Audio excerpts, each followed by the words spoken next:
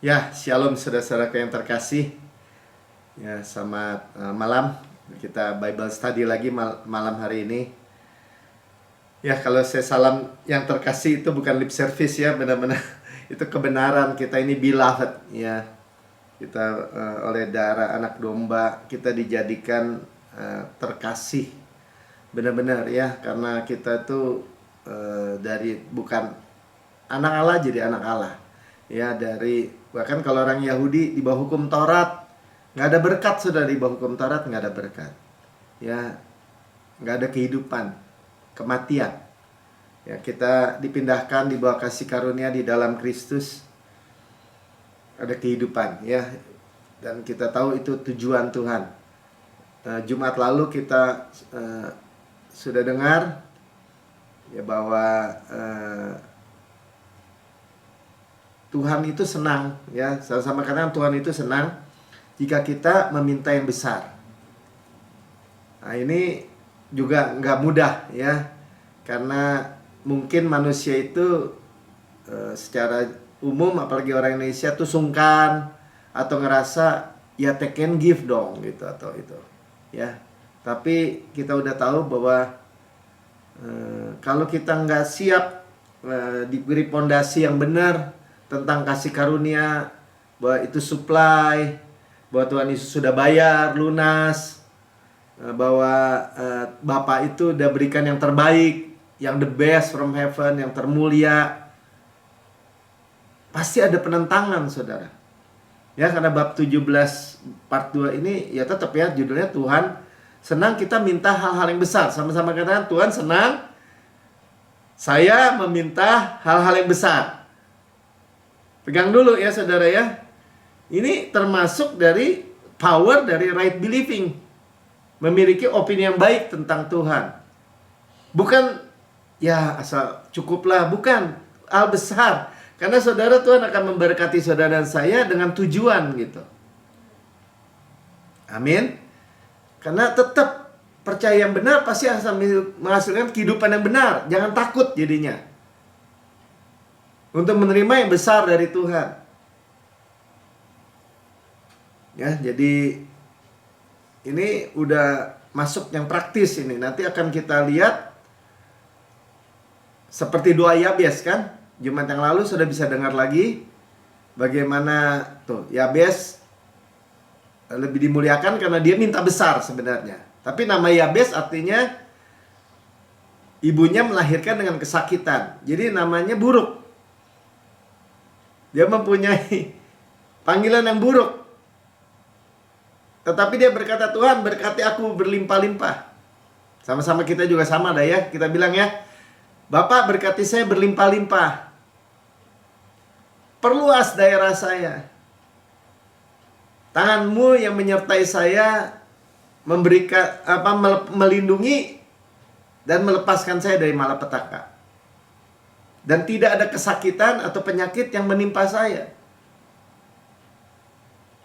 Ya, Tuhan berkati saya berlimpah-limpah, perluas daerah saya. Tanganmu sendiri menyertai dan melindungi saya gitu. Dan tidak ada kesakitan. Dan Tuhan mengabulkan saudara. Tuhan mengabulkan perkataannya itu. Doanya itu. Ya nggak mudah kalau kita nggak ngerti. Bukan nggak ngerti, nggak mau menerima. Sebenarnya sangat mudah. Roh Kudus pasti mengajarkan tentang Yesus dan karyanya yang sempurna. Kita rendah hati aja kenapa terima. Dimudahkan lagi saudara ya. Kan kita udah dengar Tuhan memuaskan mulut kita dengan goodness. Itu kata kuncinya. Perkataan kita itu kebenaran, goodness. Sehingga masa muda kita diperbarui seperti pada burung Raja Wali. Amin. Ya, Yosua, matahari berhenti, bulan berhenti.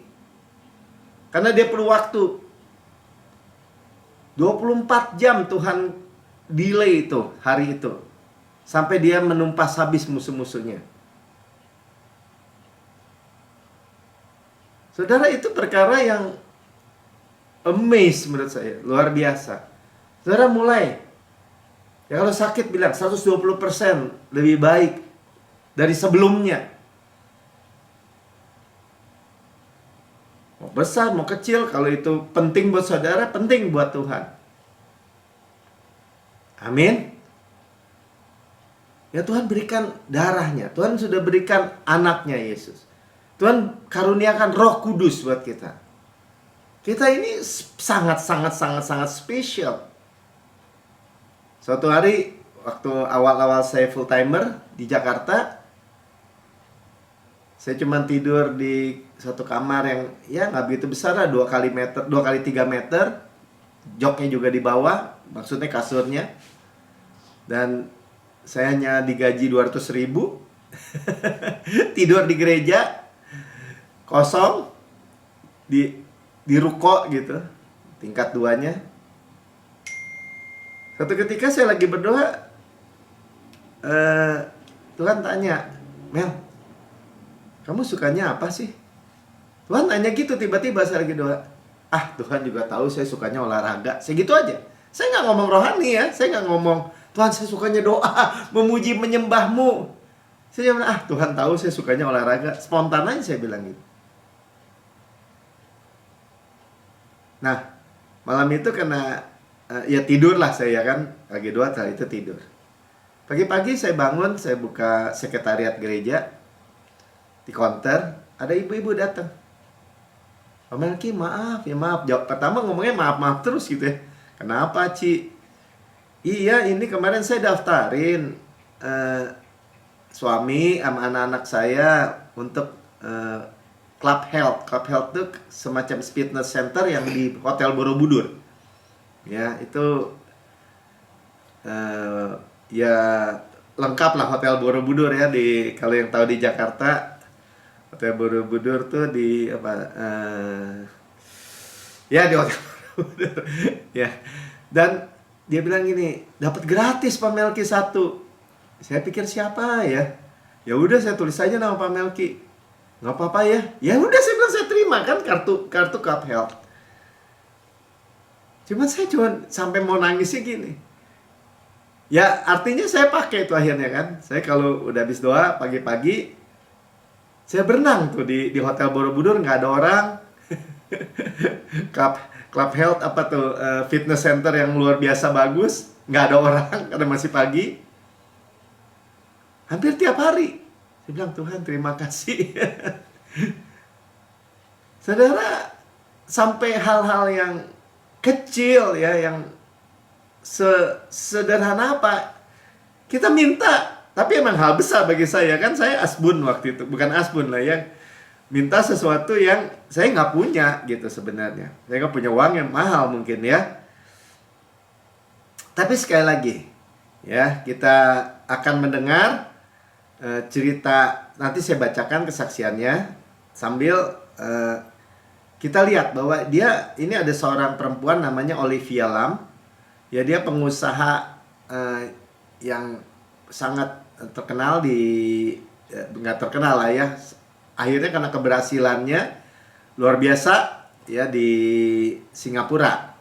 Nah dia seorang yatim piatu ya. Di buku ini diceritakan, sebelumnya kita dengar dulu dari Mazmur 68 ayat 6. Jadi true story ya. Kayak Yabes juga true story tentu saja. Yosua true story. Mazmur 68 buka dulu Mik. Bapak bagi anak yatim dan pelindung bagi para janda. Ya, anak yatim, janda kayak nggak punya harapan maksudnya ya. Itulah Allah di kediamannya yang kudus. Jadi dari surga dia memperhatikan anak yatim dan para janda. Apalagi saudara, tidak dibiarkan yatim piatu. Kita punya Bapak. Amin. Yeremia 29 ayat 11, sebelum saya baca ininya, kesaksiannya, tapi saudara perhatikan baik-baik. Sebab aku ini mengetahui rancangan-rancangan atau plan yang apa yang ada padaku mengenai kamu, mengenai saya bilang. Demikian firman Tuhan, yaitu rancangan damai sejahtera. Ya makanya setiap pagi kita katakan kan, damai sejahtera Tuhan nggak pernah kering. Ya, senantiasa jalan-jalan kita penuh shalom, senantiasa continue.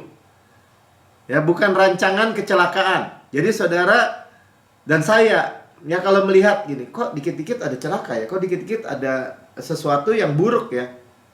Saudara mulai bilang, saya nggak dirancang kecelakaan. Saya sudah ditebus dari kecelakaan. Sesederhana itu, saudara.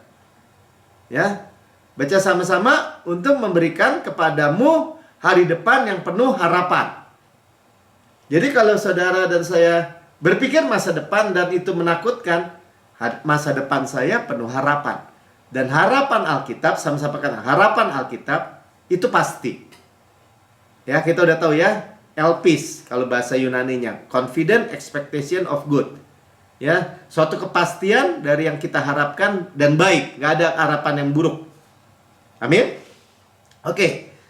Ya, karena ini isinya mengenai itu, berarti suatu yang luar biasa ya. Perkenankan saya menguatkan Anda dengan kisah yang luar biasa. Seorang perempuan yang diakui saat ini sebagai salah satu wirausaha paling terkemuka di dunia. Dari Singapura ya. Perempuan ini mengalami masa kecil yang susah. Namanya Olivia Lam. Ya, berbeda dengan bayi lainnya yang disambut dengan senyuman dan pelukan orang tuanya. Orang tua kandung perempuan itu justru meninggalkannya saat ia lahir. Jadi saat lahir aja udah yatim piatu nih. Ditinggalin makan ya. Lebih parah lagi. Untungnya seorang janda buta huruf yang disebut perempuan itu sebagai nenek, dia panggil nenek, ini mengadopsinya. Ada seorang nenek mengadopsinya. Bersama dengan 4 anak yatim piatu lainnya. Ia dibesarkan dalam sebuah gubuk reot dengan atap seng yang nyaris roboh tanpa air atau listrik di sebuah desa kecil di Perak, Malaysia. Jadi aslinya orang Malaysia. Ya, dengan 4 anak yatim piatu ya, diadopsi sama nenek ini. Pada usia 9 tahun ia mulai bekerja untuk menyambung hidupnya. Sementara anak lain tertawa dan bermain setelah sekolah, ia berjongkok di pabrik berdebu, menarik bilah rotan untuk dianyam menjadi tas. Jemarinya yang remuk kerap lecet dan berdarah karena pekerjaan itu sulit. Namun dia tidak punya pilihan lain. Ya, karena dirinya hanya dibayar untuk tas yang dianyam dengan rapat dan rapi. 15 sen Malaysia. Ya, kurang lebih sama dengan 4 sen Amerika, 60.000 ya. 60.000 gitu kalau 15, 4 sen. Oh, bukan 40.000, sebaliknya ya. Sekitar 6.000 perak ya, 6.000 rupiah. Yang diterimanya untuk setiap tas mungkin sangat kecil jumlahnya, tapi keluarganya harus tetap makan. Dan itulah salah satu dari pekerjaan sulit yang dilakoninya untuk hidup. Dan dia masih ingat sukacita yang dirasakan ketika pertama kali ia mendapat uang kertas $5. Nah ini baru 5 kali ini 75.000 ya. Sebelum menyerahkan uang kertas yang susah payah diperolehnya kepada neneknya untuk keperluan rumah tangga, ia menyetrika uang kertas itu dan meletakkannya dalam buku sehingga ia dapat melihatnya sepanjang waktu di sekolah. Berarti sangat tragis ya kelahirannya dan masa kecilnya. Setelah orang tuanya meninggalkan saat lahir dan nenek pengasuhnya hanya memberi harta sekedarnya, tampak perempuan ini ditakdirkan. Tampak ya, ditakdirkan terjebak dalam lingkaran kemiskinan. Jadi bagaimana Tuhan mengubah situasi yang nampaknya putus harapan itu? Nah, dengan membagikan kisahnya saya ingin mendorong Anda melihat bagaimana awal atau apa yang Anda mulai tidak begitu berpengaruh. Ya, kalau kita awal ya, mungkin Anda dilahirkan dalam keadaan yang sangat sulit, atau mungkin orang tua Anda sudah berpisah, atau mungkin Anda mengalami pelecehan saat bertumbuh. Sahabat, saya ingin mengatakan bersama Tuhan dalam hidup Anda, itu bukanlah akhir dari segalanya. Anda bisa mengharapkan sesuatu yang baik meskipun hal-hal yang dalam hidup Anda tampak tidak membawa harapan, nggak punya sumber daya ya. Meskipun sulit menyambung hidup, perempuan ini mengatakan bahwa bahkan ketika dirinya masih kecil, ia merasa Tuhan ada di suatu tempat. Dia bukan orang Kristen awalnya ya. Tuhan yang mengawasinya, melindunginya, dan memberkatinya. Dia mulai mengembangkan pikiran bahwa seperti itu. Ya, dia berkata sebagai gadis kecil, ia biasa berbincang dengan Tuhan dan menulis padanya dalam buku kecil yang disimpannya. Ia juga ingat doa sederhana yang diungkapkannya kepada Tuhan yang belum dikenalnya. Jika engkau adalah Tuhan yang sejati, kumohon datanglah dan carilah aku supaya aku dapat mengenalmu. Luar biasa ya. Kini ia menoleh ke belakang, hatinya penuh rasa syukur dengan Tuhan yang mengenalnya sejak ia masih berada dalam kandungan. Perempuan ini sadar bahwa Tuhanlah yang membawa orang-orang tepat dalam hidupnya dan melindunginya dari bahaya bahkan sebelum dirinya mengenal Tuhan. Ketika saya mendengar kisahnya, saya teringat akan janji dalam Alkitab, ya, bahwa Tuhan adalah Bapa bagi anak yatim. Kita udah baca tadi ya. Orang tua kandung yang bisa mencampakkannya saat ia lahir, namun bapaknya di sorga memiliki rencana luar biasa dalam hidupnya dengan cara yang sama. Ia merencanakan bagi hidup Anda. Tadi, rancangan damai sejahtera, bukan kecelakaan, untuk memberikan masa depan penuh pengharapan. Kita pegang janji itu. Jadi saudara, apapun latar belakang nggak penting, latar depannya dan hidup kita dari sekarang di dalam Kristus. Prestasi belajarnya sangat bagus di sekolah, sehingga wakil kepala sekolah menyarankan dirinya melanjutkan studi di Singapura karena peluang di negaranya sangat terbatas. Dengan restu sang nenek dan berbekal $10 Malaysia di dompetnya, ia berangkat ke Singapura. Miskin banget ya. Meskipun harus membanting tulang dan dalam berbagai pekerjaan untuk membiayai dirinya dan neneknya, ia terus berusaha mengejar prestasi akademisnya. Kuliah di salah satu universitas lokal terkemuka dan lulus dengan sangat memuaskan dalam ilmu kimia. Ia lalu memperoleh pekerjaan yang bergaji besar di suatu perusahaan multinasional. Namun setelah 3,5 tahun, ia memutuskan untuk membangun bisnisnya sendiri pada tahun 1989. Pada tahun 2000, Tuhan mengabulkan doa masa kecilnya ketika seorang teman mengundangnya ke New Creation Church di Singapura. Setelah mendengar beragam hal tentang Tuhan selama bertahun-tahun, ia mengingat kebebasan yang dialaminya saat mempelajari khotbah saya tentang kasih karunia, bahwa Tuhan begitu mengasihinya lebih daripada kasihnya kepada Tuhan. Kasih karunia, saudara. Ia tidak lagi memandang Tuhan sebagai Tuhan yang jauh, tapi justru mengalami perjumpaan pribadi dengannya yang telah mendampinginya selama hidupnya.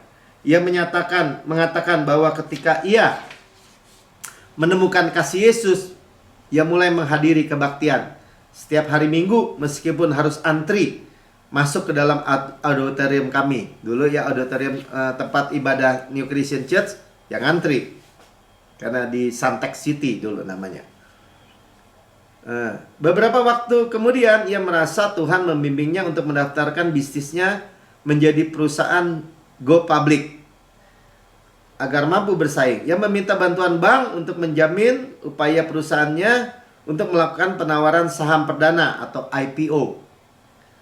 Ya, setelah mempresentasikan rencana bisnis kepada manajer bank menjelaskan bahwa itu bukan saat yang tepat untuk melakukan IPO sebab sentimen pasar masih suram.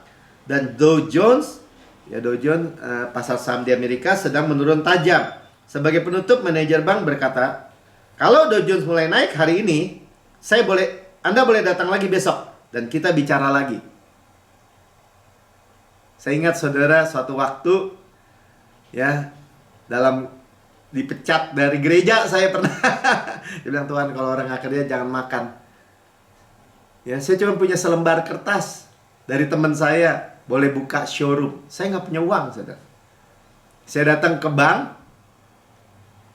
ya, dan bank itu bilang ini, benar Pak Melki, benar ini Pak. Ya udah ambil aja uangnya, katanya. Panas, saudara. Ya, perempuan itu menceritakan kepada saya ketika dirinya keluar dari bank. Ia teringat akan khotbah saya menyampaikan bahwa ia harus berani memohon hal-hal besar kepada Tuhan. Nah ini mulai masuk ya. Memohon, meminta hal-hal besar kepada Tuhan. Amin. Ia mengatakan, Anda berkata jangan menghina Tuhan dengan memohon hal-hal kecil. Jangan menghina Tuhan, memohon hal-hal kecil malah menghina Tuhan. Ya, Anda justru berkata mintalah hal-hal besar kepadanya. Pujilah dia dan berharaplah akan hal-hal baik dengan penuh kepercayaan. Ya, percaya benar. Jadi ia pulang ke rumah dan sebelum tidur ia memutuskan untuk melangkah dengan penuh iman dan memohon kepada Tuhan melakukan hal yang besar baginya. Ia percaya Tuhan mampu menggerakkan pasar untuknya dan berdoa sederhana. Tuhan, Engkau Maha Kuasa. Engkau pasti bisa mempengaruhi pasar Amerika Serikat dengan membuat Dow Jones naik dalam nama Yesus.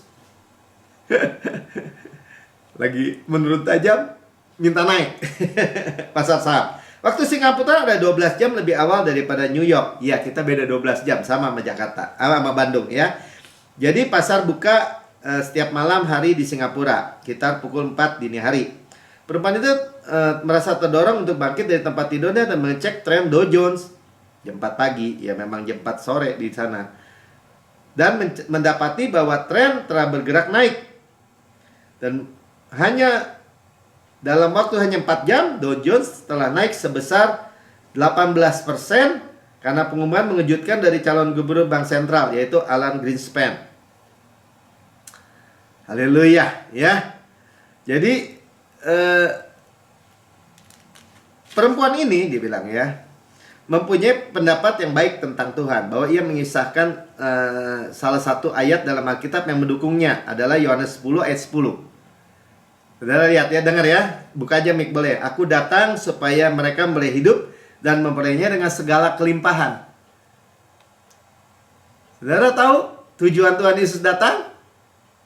Ya ini, sama-sama kan, supaya saya hidup, Zoe ya, hidup dan memperolehnya dengan segala kelimpahan. Jadi saudara sepakat dengan tujuan Tuhan, jadi nggak? Pasti jadi. Amin. Amin.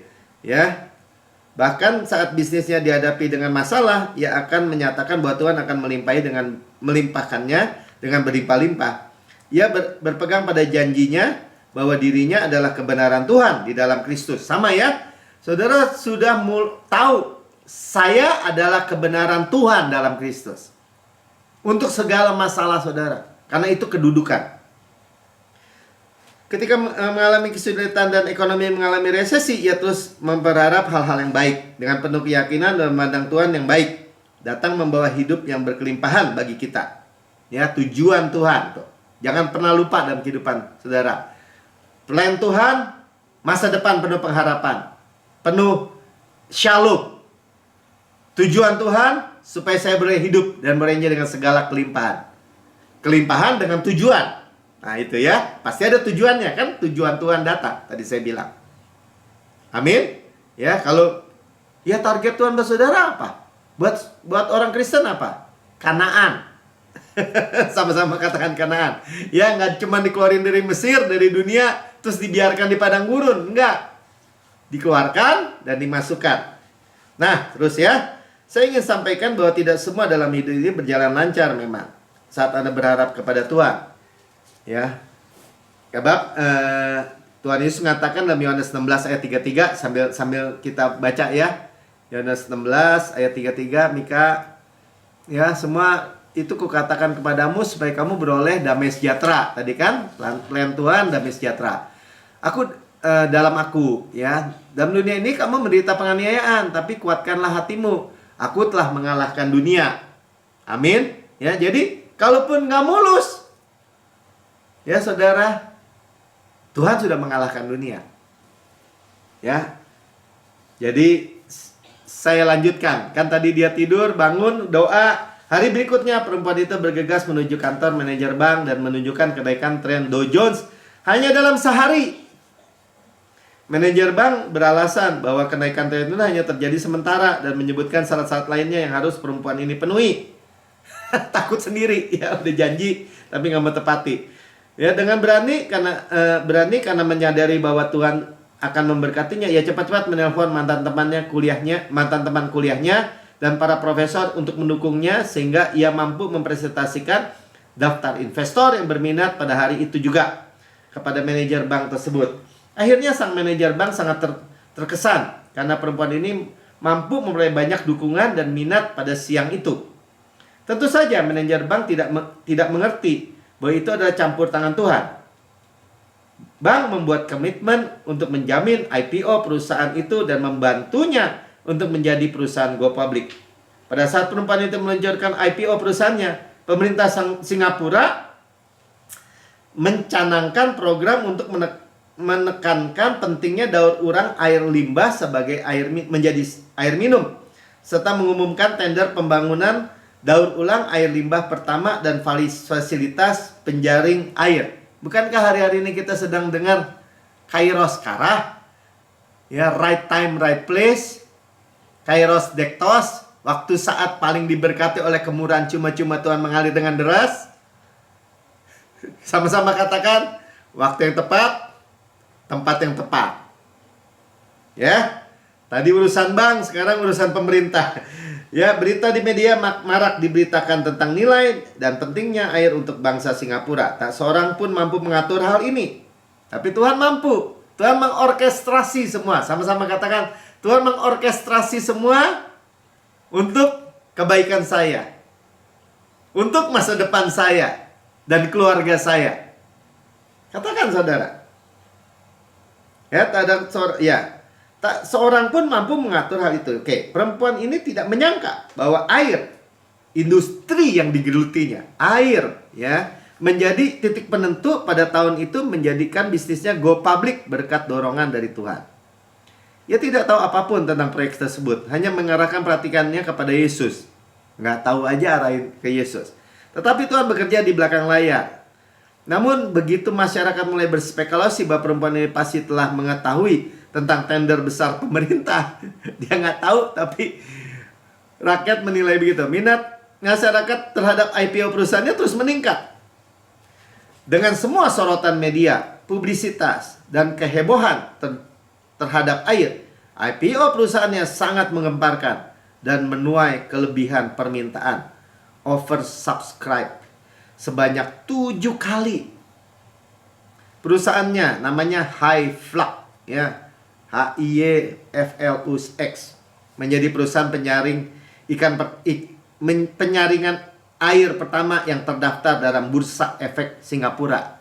Sebenarnya saya minta tadi Mika untuk kasih lihat wajah si Olivia Lam ini, ya, jemaat NCC dari yatim piatu.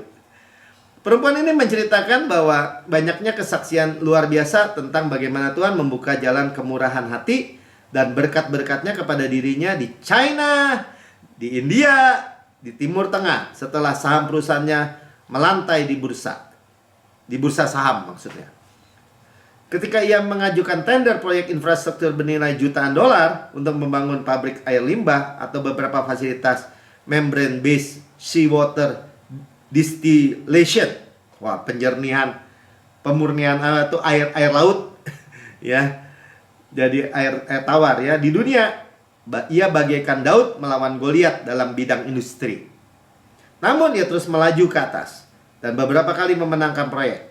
Sahabat, itulah yang dinamakan kemurahan hati Tuhan. Favor, ya, favor dari Tuhan. Itulah kemurahan yang saudara dan saya terima. Saudara nggak mau tahu backgroundnya, nggak mau tahu saudara di ujung bumi mana, nggak mau di titik mana. Tuhan kita mempunyai langit di atas langit, bumi dengan segala isinya milik Tuhan kita. Tuhan kita Allah yang kekal, menciptakan bumi dari ujung ke ujung dan menempatkan saudara di tempat yang tepat dan di waktu yang tepat. Kemudian hatinya tidak dapat disangkal dalam hidupnya, dan ia terus menyadari kebaikan Tuhan yang menyertai terlepas iklim bisnis yang ketat, sulit, dan menantang. Pada tahun 2011, Olivia Lam dalam kompetisi yang melibatkan hampir 50 orang wirausaha termuka di seluruh dunia menerima hadiah Ernst & Young Entrepreneur of the Year di Monte Carlo. Ernst saya nggak bisa bacanya. Dalam pidatonya ia bersyukur kepada Tuhan Yesus. Tanpa disadarinya, ia adalah perempuan pertama yang mendapat kehormatan prestisius dalam sejarah 11 tahun hadiah itu. Bagaimana seorang gadis kecil yang ditinggalkan orang tuanya dan menjadi bekerja dari penganyam rotan mampu membangun perusahaan go public yang bernilai miliaran dolar. Jadi kalau udah kata miliaran dolar, saudara mesti kalian 10.000 kalau Singapura, ya. Sahabat, itulah kekuasaan dari kepercayaan yang benar. Itulah power dari percaya benar.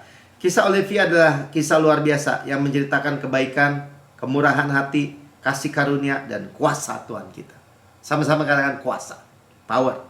Saya berdoa Anda bersemangat dalam menyaksikan bahwa tidak ada yang mustahil ketika Anda percaya dengan benar. Percaya dengan benar pada pribadi Yesus dan kasih-Nya pada kebaikannya.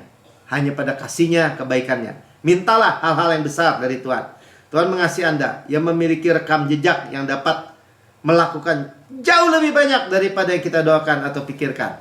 Baca ayat terakhir. Ya, bagi Dialah yang dapat melakukan. God is able. Melakukan, wah Tuhan bisa melakukan. Itu udah bagus. Ya. Jauh lebih banyak. Bahasa Inggrisnya lebih bagus ya. Exceedingly abundantly above. Sangat jauh, berlimpah-limpah, lebih banyak. Udah sangat jauh. Sangat jauh. Dari apa? Nah, kita mulai dari apa dulu ya? Dari yang kita doakan, doakan, atau pikirkan, atau imajinasikan. Tuhan sanggup melimpahin apa yang saya doakan. Oh, itu udah bagus, saudara. Saudara minta apa, Tuhan sanggup dan mau.